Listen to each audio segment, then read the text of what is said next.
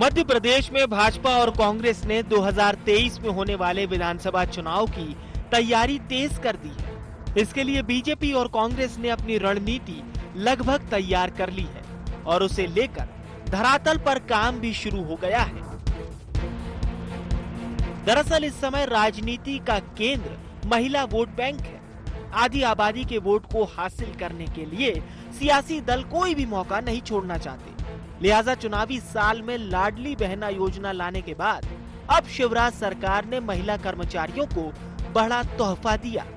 अंतर्राष्ट्रीय महिला दिवस पर महिलाओं को सौगात देते हुए मुख्यमंत्री शिवराज सिंह चौहान ने कहा कि सभी महिला कर्मचारियों को 7 दिनों का अतिरिक्त आकस्मिक अवकाश दिया जाएगा।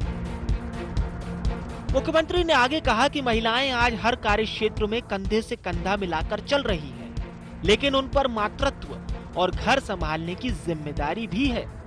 मध्य प्रदेश में हमने तय किया है, सरकार ने, हमारी जो बहनें हैं जो शासकीय सेवा में है, मातृत्व की जिम्मेदारी भी उनको संभालनी होती है। कई बार महिला होने के कारण कई और व्यस्तताएं उनकी होती है और इसलिए हमने तय किया है कि अतिरिक्त रूप से 7 दिनों का आकस्मिक अवकाश उनको और दिया जाएगा।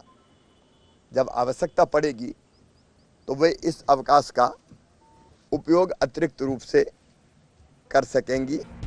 चुनावी साल में शिवराज सरकार का महिलाओं के लिए लगातार बड़े ऐलान के बाद कांग्रेस का भी महिला वोट बैंक पर पूरा फोकस है। कमलनाथ ने भी कांग्रेस सरकार बनने पर बड़े ऐलान किए हैं। कमलनाथ ने दावा किया है कि कांग्रेस सरकार बनने के बाद महिलाओं को आर्थिक सहायता देने के लिए योजना शुरू की जाएगी। योजना के तहत हर महिला के खाते में साल में 18,000 रुपए डाले जाएंगे। ऐसा लग रहा है कि चुनाव आज ही आ गए हैं। वैसे ही जनरली चुनाव जब होता है तो पैसे बांटे जाते हैं, साड़ी बांटी जाती है, शराब बांटी जाती है, तो उसी तरह से लो वो सब छुट्टियां। जो फायदा बीजेपी सरकार के जाते जाते उठा सकते हो पूरे उठाओ। लाडली योजना इस 18 साल में क्यों नहीं लाए? तो कांग्रेस खुद 1,500 रुपए यानी 18,000 रुपए साल महिलाओं को देगी। कोई इनके बहकावे में आने वाला नहीं है। इनकी उल्टी गिनती शुरू हो गई है, इसके चिन्ह है ये। साल भर महिलाओं का हितैषी खुद को बताने वाली पार्टियों ने जिस तरह से नारी शक्ति पर फोकस किया हुआ है, उसे देखकर यह तो लगता है कि चुनावी साल में नारी ही सरकार बनाने में बड़ा योगदान निभाएगी, जिसका साथ पाने के लिए पार्टियां भी अलग अलग रणनीति अपना रही है। वहीं किस दल की कौन सी रणनीति कितना कामयाब होती है, इस पर सबकी नजरें बनी रहेंगी। बीजेपी कांग्रेस की कवायदों पर शक्ति वोटिंग के समय कितना आशीर्वाद देती है, ये तो भविष्य में ही पता चल सकेगा। Bureau report, IND 24।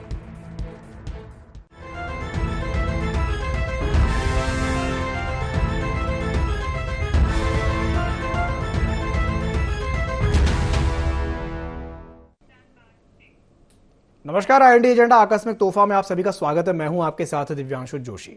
तो महिलाओं के लिए शिवराज सरकार ने एक और बड़ा ऐलान किया है। सीएम शिवराज ने बड़ा ऐलान किया है। लाडली बहना योजना के बाद एक और बड़ी घोषणा की गई है। महिला कर्मचारियों को 7 दिनों की अतिरिक्त छुट्टियां दी जाएंगी। कॉलेज की टॉपर छात्राओं को ई-बाइक तो दी ही जाएगी और शिक्षक भर्ती में भी 50% आरक्षण का प्रावधान किया जाएगा। तो वहीं दूसरी ओर पूर्व सीएम कमलनाथ ने भी एक दावा किया है। कांग्रेस की सरकार बनने पर महिलाओं को प्रतिवर्ष 18,000 रुपए दिए जाएंगे, ऐसा दावा कमलनाथ कर रहे हैं। तो आज इसी विषय को लेकर के हम चर्चा करेंगे, लेकिन चर्चा करने से पहले जान लेते हैं क्या है आज के एजेंडा पॉइंट्स। क्या आधी आबादी दिलाएगी सत्ता की चाबी? सौगातों से सधेगी मिशन 23 की सियासत। क्या मिशन 23 में गेम चेंजर बनेंगी महिला वोटर्स? किसके ऐलान पर नारी शक्ति को होगा एतबार? तो इन्हीं विषयों को लेकर के आज हम चर्चा करने वाले हैं। इन्हीं पॉइंट्स पर आज हम चर्चा करेंगे और चर्चा को विस्तार देने के लिए हमारे साथ 3 खास मेहमान जुड़ रहे हैं। चर्चा में हमारे साथ जुड़ रहे हैं अमित तावरे जी, जो कि प्रवक्ता हैं मध्य प्रदेश कांग्रेस के। साथ ही साथ हमारे साथ जुड़ रहे हैं अनिल पटेल, जो कि सह मीडिया प्रभारी हैं मध्य प्रदेश भाजपा के। और हमारे साथ जुड़ रहे हैं देवदत्त दुबे जी, जो कि वरिष्ठ पत्रकार हैं। आप तीनों ही मेहमानों का बहुत बहुत स्वागत है IND 24 में। सबसे पहले मैं शुरुआत करना चाहूंगा अमित तावरे जी से। तावरे जी, अभी आपने देखा कि किस तरीके से सौगातों के पिटारे एक के बाद एक खुलते ही चले जा रहे हैं महिलाओं के लिए, क्या कहेंगे इस पर? देखिए, ये तो चुनावी वर्ष है और जैसे जैसे चुनाव नज़दीक आएंगे शिवराज जी का जो भाषणों की गति है, वादों की गति है, वो और तेज़ दिखने लगेगी। लेकिन हमारी माताएं बहनें ये जानती हैं कि जिनके ऊपर 3-3, 4-4 बार भरोसा किया, मुख्यमंत्री के पद तक पहुंचाया, वो भैया वो बेटा हमारे अब राजनीतिक हो चले हैं। क्योंकि ये सब बातें मुख्यमंत्री जी को अपनी चौथी पारी में याद आ रही हैं। यदि वास्तव में वो हितैषी होते तो जब वो पहली बार बने थे, जब से ये सारी योजनाएं लागू होती, जब उनको जोर का झटका जोर से लगा 2018 में, उसके बाद उनको ये सब सारी चीज़ें आ रही हैं। दूसरा, भारतीय जनता पार्टी की कथनी और करनी में ही अंतर है। कांग्रेस को तो बताने की ज़रूरत ही नहीं है। हमारी पार्टी ने तो महिला शक्ति को कितना सम्मानित किया है, प्रधानमंत्री भी रही हैं, राष्ट्रीय अध्यक्ष भी रही हैं हमारी। तो और ये तो वो मध्य प्रदेश है, जैसे कि मुख्यमंत्री जी कह रहे हैं कि आकस्मिक अवकाश देंगे हम अपनी बहनों को सरकारी नौकरियों में। तो वो बहनों ने और हम सब ने ये भी देखा है कि जब कोरोना में हमारी जिन नर्सों ने अपनी जान को जोखिम में डालकर पूरे मध्य प्रदेश की सेवाएं करी, जब वो अपनी मांगों के लिए राजधानी में धरने पर बैठी, उनके साथ प्रशासन ने, शिवराज जी की पुलिस ने क्या व्यवहार किया था, ये वो बहनें हमारी जानती हैं। तो अब इन बहकावों में हमारी माताएं बहनें नहीं आने वाली हैं और निश्चित तौर पर हमें पूरा विश्वास है कि कमलनाथ जी के नेतृत्व में 2023 में कांग्रेस को पूरा आशीर्वाद जो है वो माताओं बहनों का मिलेगा।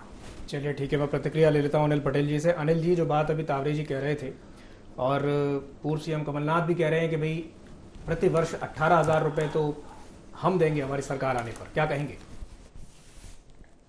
ये भारतीय जनता पार्टी सबका साथ, सबका विकास, सबका विश्वास, इस राह पर चलने वाला दल है। और निश्चित तौर से मानिए कि गरीब उन्मुखी योजनाएं और अंतिम पंक्ति पर बैठे व्यक्ति को कैसे लाभ पहुंचे और उनको कैसे उस तरह की योजनाएं बनाई जाए जिससे सबको आवास मिल जाए, सबको चिकित्सा मिल जाए, सबको शिक्षा मिल जाए, सबका आर्थिक सशक्तिकरण हो जाए। इसी कड़ी में महिलाएं भी हमारे फोकस में रहती हैं, बच्चे भी हैं। तो महिलाओं के लिए इस बजट में हम आपको से बताना चाहूँगा कि हमने 1,02,976 करोड़ रुपए का प्रावधान इस बजट में महिलाओं के लिए विशेष तौर से किया गया है, जो पिछले बजट का 22% अधिक है। तो मैं अपने मित्र को ये बताना चाहूँगा, लाडली लक्ष्मी योजना जो है वो है ही, उसके अलावा भी लाडली बहना योजना का जब से मुख्यमंत्री जी ने घोषणा करी है कि हम प्रति माह 1,000 रुपये यानी वर्ष में 12,000 रुपये देंगे, तब से कांग्रेस के पेट में दर्द होना चालू हो गया और कमलनाथ जी अनाप शनाप बयान देने लगे हैं और उन्होंने घोषणा कर दी कि हम 18,000 रुपये देंगे। मैं आपको याद दिलाना चाहूँगा, कमलनाथ जी की 15 महीने की जब सरकार थी तो जो हमारी अनुसूचित जनजाति की बहनें बैगा, भारिया और सहरिया की गरीब बहनें आती थी और उनको हमारे मुख्यमंत्री जी 1,000 रुपये महीना उनको आर्थिक सहायता देते थे। इनकी सरकार आते ही उन्होंने इस योजना को बंद करने का काम कमलनाथ जी ने किया था। संबल योजना के तहत भी हमारे अनुसूचित जाति, अनुसूचित जनजाति और पिछड़ा वर्ग और जो गरीब, जो सामान्य वर्ग के लोग हैं, उनको लाभ मिलता था, उसको भी बंद करने का काम कमलनाथ जी ने किया। और जो प्रधानमंत्री आवास योजना के तहत गरीब लोगों के घर बनाने का काम हो रहा था, उसमें जो मैचिंग ग्रांट जो राज्य सरकार को देना था वह भी इन्होंने नहीं दिया और बहुत सारे लोग वंचित हो गए थे। किसानों का इन्होंने 10 दिन में कहा था हम कर्ज माफ करेंगे, उनसे भी इन्होंने झूठ बोला, उनको ठगा जी। हमारे युवाओं को कहा था कि हम 4,000 4,500 रुपया बेरोजगारी भत्ता देंगे, वह भी इन्होंने नहीं दिया। तो ये मान के चलिए दिव्यांशु जी कि ये सब इनके झूठ, इनके फरेब जनता देख चुकी है, 15 महीने में ही वो सब समझ गई है। और जो इनका ये 18,000 का वादा है, ये जनता पूरी तरह से समझती सिर्फ सत्ता आने के लिए है, सत्ता में प्राप्त करने के लिए है। और ये सत्ता में आने के बाद ऐसे ही जैसे 1 2 3 4 10 तक की गिनती गिन के 35 लाख किसानों को उन्होंने डिफाल्टर बनाया है, उसी तरह से ये सब इनके छलावे हैं और ये सब ये भूल जाने वाले हैं और ये कुछ नहीं करने वाले हैं, अनिल जी ऐसा जनता जानती है। ठीक है। किसानों की बात अपनी जगह है, बेरोजगारी अपनी जगह है, वो सब ठीक है। अभी बात कर लेते हैं महिलाओं की। एक बात बताइए, विकास यात्रा आपने निकाली और विकास यात्रा में जिस तरह की तस्वीरें सामने आई हैं वो कोई बहुत अच्छी तस्वीरें नहीं है। कई गांवों में ऐसा भी देखने में आया कि आप वहां पर गए, मतलब आपके जो प्रतिनिधि हैं वो वहां पर गए और भारी विरोध का सामना करना पड़ा। तो क्या ये कहा जाए कि सरकार भारी दबाव में है, प्रेशर है सरकार के ऊपर, इसलिए महिलाओं पर इतना ज्यादा फोकस किया जा रहा है कि आकस्मिक छुट्टियों की भी घोषणा कर रहे हैं? और ये जो तस्वीर हमने अभी देखी जब लाडली बहना योजना लॉन्च हुई थी, खुद मुख्यमंत्री शिवराज सिंह चौहान घुटने पर बैठ गए थे बीच में, वो आपको भी याद होगा। अनिल जी देखिए, पहला जवाब मैं दे देता हूं। आपने कहा कि विकास यात्रा में हमें गए, हमको वहां विरोध का भी सामना करना पड़ा। निश्चित तौर से जब हम काम करते हैं, कोई पार्टी या कोई दल या कोई व्यक्ति काम जब करता है, तो लोगों की आकांक्षा भी उसी से होती है। कुछ कमी अगर रह जाती है, किसी के व्यक्तिगत काम नहीं हो पाते हैं, तो निश्चित तौर से उनका भी गुस्सा कहीं ना कहीं फूटता है। लेकिन उसका भी काम करने का काम हमारे जनप्रतिनिधि वहां पे उपस्थित रहे, कर्मचारी उपस्थित रहे, सरकारी मशीनरी उपस्थित रही और उनका काम वहां पे तुरंत कराने का काम भी हमने किया। इतनी हमारी शक्ति थी कि हम जनता को केस करने मैदान में पहुंचे थे और जो लैकुना रह गए थे उसको भी पूरा करने का काम हमने किया है। ये आप देख लीजिए। दूसरा, आप जो कह रहे थे कि वो घुटने पे आ गए उस समय पे, तो देखिए वो तो हमारे मुख्यमंत्री जी कहते हैं कि जनता मेरी भगवान है, मैं उसका पुजारी हूं। तो अगर भगवान के सामने कोई पुजारी घुटने के बल बैठ जाता है और उसके विकास की बात करता है, उसको आगे बढ़ाने की बात करता है, उसको आर्थिक रूप से मजबूत करने की बात करता है, तो इसमें भला क्या बुराई है? महिलाओं को अगर 1,000 रुपए मिल रही है, हमारे बच्चों को स्कूटी मिल रही है, विवाह में अगर गरीब बहनों को 55,000 रुपए मिल रहे हैं, तो इसमें कांग्रेस को भला क्या दर्द होता है, क्या पेट में तकलीफ है? नहीं, और ये कांग्रेस सारी को कोई दर्द योजनाएं नहीं तो है उन्होंने अनिल जी। बंद कर दिया था। कांग्रेस को दर्द नहीं है, दर्द तो उन महिलाओं का था। जो तस्वीरें जो इस तरह की हमारे सामने आई कि महिलाओं को 1,000 रुपए दे रहे हैं, ठीक है, लेकिन वही महिलाएं जो वहां बैठी हुई थी वो खुद कह रही थी कि 1,100 रुपए का तो सिलेंडर आपने कर दिया मामा। 1,100 का तो सिलेंडर है, 1,000 रुपए आप दे रहे हो, ठीक है, लेकिन सिलेंडर कितना महंगा कर दिया, 1,000 रुपए से क्या हो देखिए, जाएगा? 1,100 रुपए जो सिलेंडर महंगा हुआ है दिव्यांशु जी, वो कोई मुख्यमंत्री या प्रधानमंत्री नहीं करता है, वो मार्केट रेट पे निर्धारित होते हैं। पर आप ये क्यों बोलते हैं कि अन्य अन्य योजनाओं से अगर किसान सम्मान निधि के द्वारा हम 10,000 दे रहे हैं, हम वृद्धा पेंशन के द्वारा 1,000 रुपए दे रहे हैं, 12,000 वो ले लीजिए, महिलाओं को हम दे रहे हैं, लाडली बहना के द्वारा दे रहे हैं, तो इस तरह आर्थिक रूप से हम मदद भी तो कर रहे हैं। आयुष्मान योजना से हम 5 लाख तक का इलाज मुफ्त व्यवस्था दे रहे हैं। तो इस तरह से अन्य अन्य योजनाओं से उनको आर्थिक मजबूती का भी तो काम कर रहे हैं। सभी चीजों पे नियंत्रण कर पाना संभव नहीं है। कुछ चीजें बाजार पे निर्भर करती हैं, जैसे पेट्रोल है, डीजल है, गैस है, तो ये अंतरराष्ट्रीय मूल्य हैं, इन पे एक अलग बहस हो सकती है। मुझे लगता है अभी हम लोगों को ठीक कह रहे हैं आप, अपने को महिला से इन पे बात करनी चाहिए, महिलाओं पे बात करनी चाहिए। आज 7 दिन का उन्होंने अतिरिक्त अवकाश दिया है, तो आप जानते हैं कि महिलाओं की अलग एक परेशानी रहती है, महिलाओं की अलग समस्याएं होती हैं, स्वास्थ्य संबंधी समस्याएं होती हैं। तो अगर उनको 7 दिन का अवकाश मिला है, तो बहुत दिनों से मांग रही है उनकी। बिल्कुल, ये एक अच्छा प्रयास कहा जा सकता है सरकार की ओर से। जी, चलिए ठीक है, मैं आपके पास वापस आऊंगा। हमारे साथ चर्चा में देवदत्त दुबे जी भी जुड़े हुए, मैं एक सवाल उनसे ले लेता हूं। देवदत्त जी, यही सवाल मेरा आपसे भी रहेगा कि जिस तरीके से हम ये देख रहे हैं कि इस साल सरकार महिलाओं पर काफी फोकस कर रही है, फोकस्ड हो गई एकदम महिलाओं को, आधी आबादी को लेकर के कई तरह की योजनाएं निकाल रही है, कई तरह की घोषणाएं कर रही है, तो क्या ये कहा जाए कि प्रेशर है सरकार के ऊपर? कि कोई भी दल हो, उसके ऊपर चुनाव का प्रेशर वैसे ही होता है जैसा परीक्षार्थी पे परीक्षा का होता है। ये कोई वो नहीं है, कोई भी ओवर कॉन्फिडेंस में नहीं रहना चाहता, क्योंकि 2018 में ओवर कॉन्फिडेंस में ही तो सरकार चली गई। तो प्रेशर तो स्वाभाविक है। कुछ पंचायती राज नगरीय निकाय के चुनाव परिणाम भी ऐसे आए कि प्रेशर कम नहीं हुआ, प्रेशर बढ़ा। तो स्वाभाविक है कि इतने 4 बार की सरकार जो है, 4 बार के मुख्यमंत्री है, उनको ये चुनौती होगी कि वो फिर से 23 में कोई गलती ना करे और सरकार में आए। तो ये कई बड़े पॉकेट में वोटों को साधने की योजना चुनावी वर्ष में होती है। वो कई तरीके होते हैं, बजट के माध्यम से भी, घोषणाओं के माध्यम से भी, कभी बार जाति के माध्यम से भी, धर्म के माध्यम से। अब इस बार थोड़ा सा पिछले चुनाव परिणामों से जो अध्ययन हुआ, बीजेपी ने पाया कि अधिकांश महिलाओं के वोट मिले उनको। कई जगह ऐसा हुआ, वो सीटें वो जीते जहां महिला मतदाता ज्यादा था। तो उन्होंने इसी आधी आबादी को साधने, इसमें क्या जाति और धर्म कि अब भेदभाव मिट जाता है, एक जाति, सभी जाति की महिलाएं, तो उस बड़े वर्ग को साधने की एक कोशिश है कि यदि हम महिलाओं को साध लेंगे तो हमारी चुनावी राह आसान होगी। लेकिन जिस तरह की परिस्थितियां हैं और देश में जागरूकता इन 73 सालों में बढ़ी है, तो ये सब समझता है, एक आम आदमी भी समझता है, हम और आप भी समझते हैं कि चुनावी वर्ष है और चुनावी घोषणाएं हैं। अभी एक दल का संकल्प पत्र आएगा, एक दल का वचन पत्र आएगा, तो ये तो अब चुनावी वर्ष, लेकिन मूल्यांकन केवल इन्हीं घोषणाओं से नहीं होता है।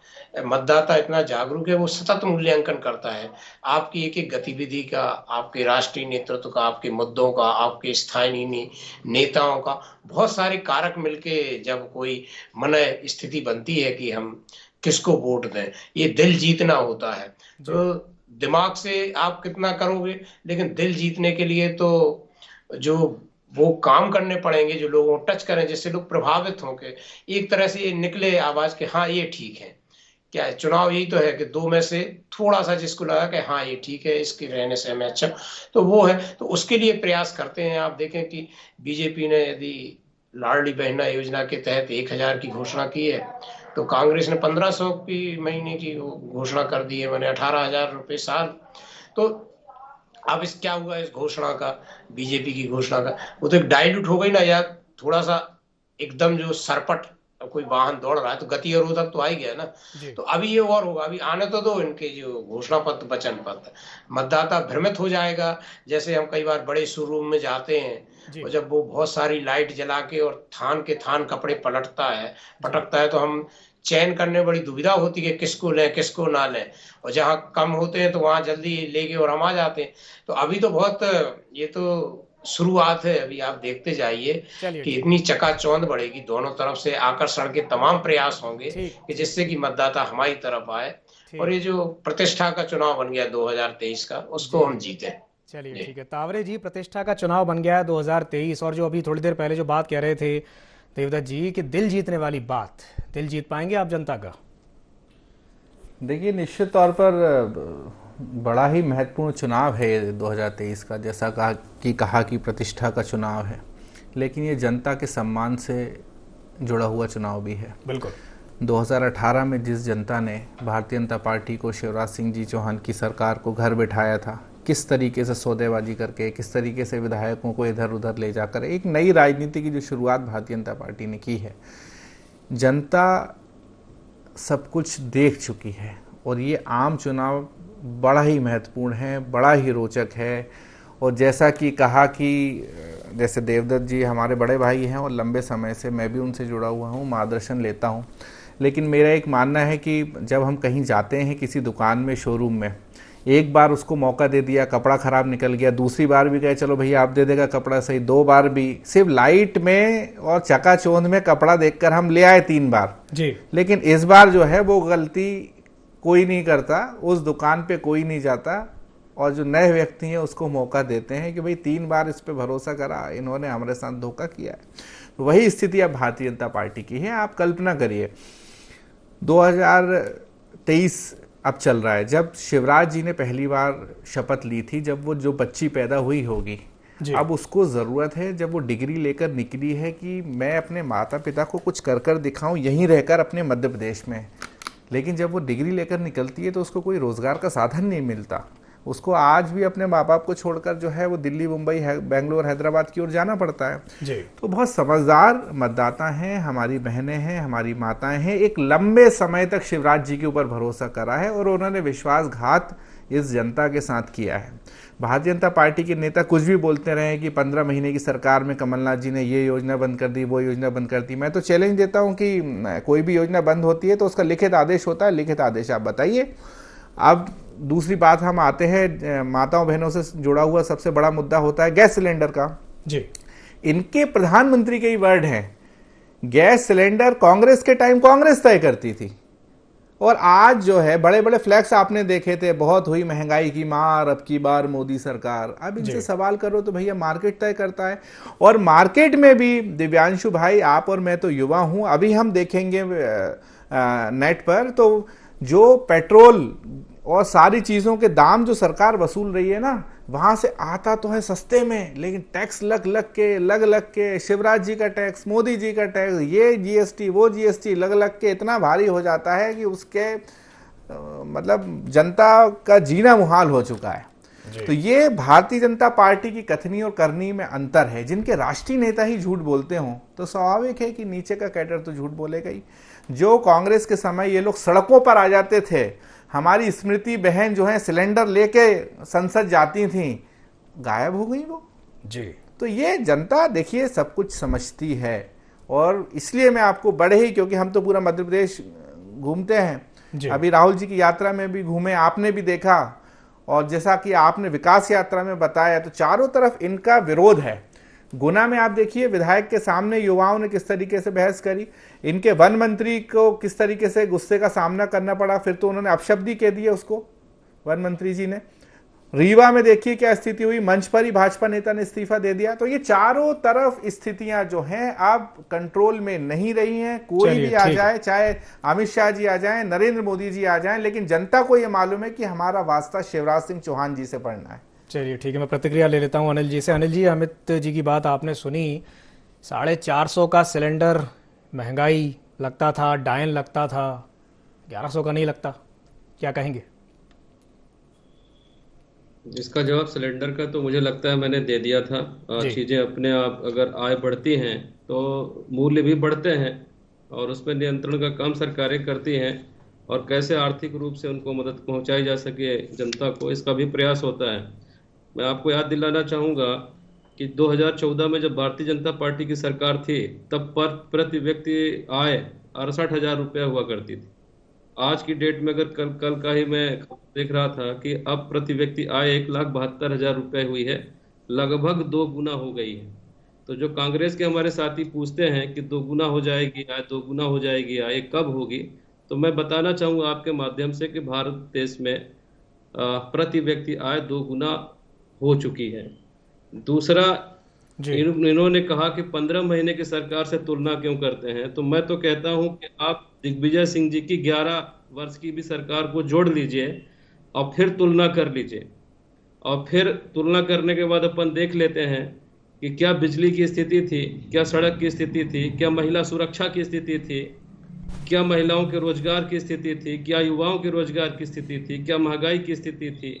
ये सारी चीजों में आप तुलना कर लीजिए, एक एक चीज में मैं बात कर सकता हूँ। कर्ज की तुलना भी बता। दूसरा, बेरोजगारी की बात है, तो बेरोजगारी भी मैं आपको बताना चाहूंगा कि बेरोजगारी दर सबसे कम पूरे मध्य भारत देश में सबसे कम मध्य प्रदेश की है, 0.8%। वहीं अगर राजस्थान में आप जाएंगे तो ये लगभग 24% है, और जब छत्तीसगढ़ में जाएंगे तो लगभग 11% है।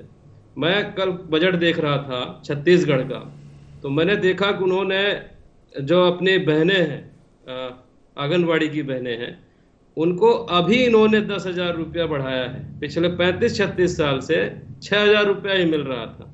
तो जो आप चीजें यहाँ करने के लिए कह रहे हैं, झूठ बोल रहे हैं कांग्रेस के लोग, वो पहले राजस्थान में और छत्तीसगढ़ में करके तो दिखाएं। आप तो तय करो कि राजस्थान पे बात करना है क्या, तो राजस्थान पे बात करना है तो मैं राजस्थान पे जवाब दूंगा। 35-36 सालों की बात कर रहे हैं, तो आपकी भी तो सरकार रही है 35-36 सालों में वहां पर। अनिल जी, मध्य प्रदेश की बात और हम पहले से राजस्थान की बात मत करो, इधर उधर की बात मत करो। और सुनिए, कारवा क्यों लूटा ये बताओ, मध्य प्रदेश की बात बताओ। दे रहे हैं दिग्विजय सिंह जी की बात कर रहे हो तो ये बताओ, मध्य प्रदेश में कितना कर्जा था और आज मध्य प्रदेश में कितना कर्जा है, ये बताओ। 55,000 रुपया जो हमारे कमजोर परिवारों की बहनें हैं जिनके विवाह में दिया जाता है, 55,000 रुपए दे रहे हैं।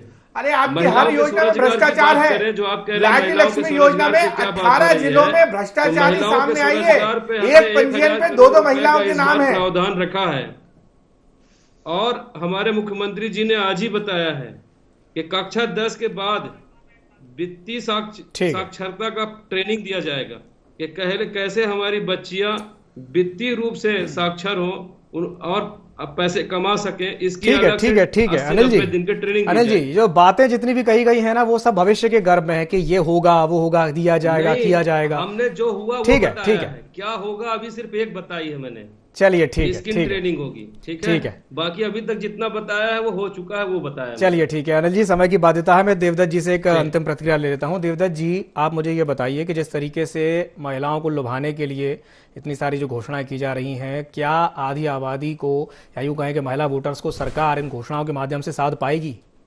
देवदत्त जी देखिए, एक ही तरफ से यदि प्रयास होते तो निश्चित रूप से तो साध लेते, लेकिन दोनों तरफ से होता तो एक भ्रम की स्थिति तो बनती है। महिलाएं तो बहुत तोल मोल के, आपने देखा होगा कि वो तो बहुत बारीकी परीक्षण करती हैं।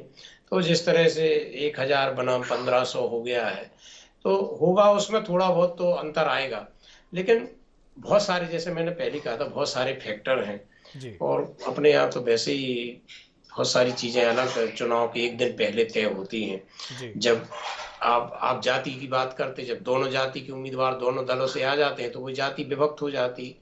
अब दोनों दलों से महिलाएं आएंगी तो फिर क्या स्थिति बनेगी, और फिर कई बार प्रत्याशी से नाराज लोग हैं, कई बार राष्ट्रीय मुद्दों से, कई बार प्रादेशिक से, कैसे बहुत सारे मुद्दे। हाँ, कुछ फर्क जरूर पड़ता है, लेकिन प्रयास तो करने ही पड़ेंगे। ये सोच के कि हमें इससे पूरी तरह सफलता नहीं मिलेगी, प्रयास नहीं छोड़ते, और इसलिए दोनों दल प्रयास कर रहे हैं।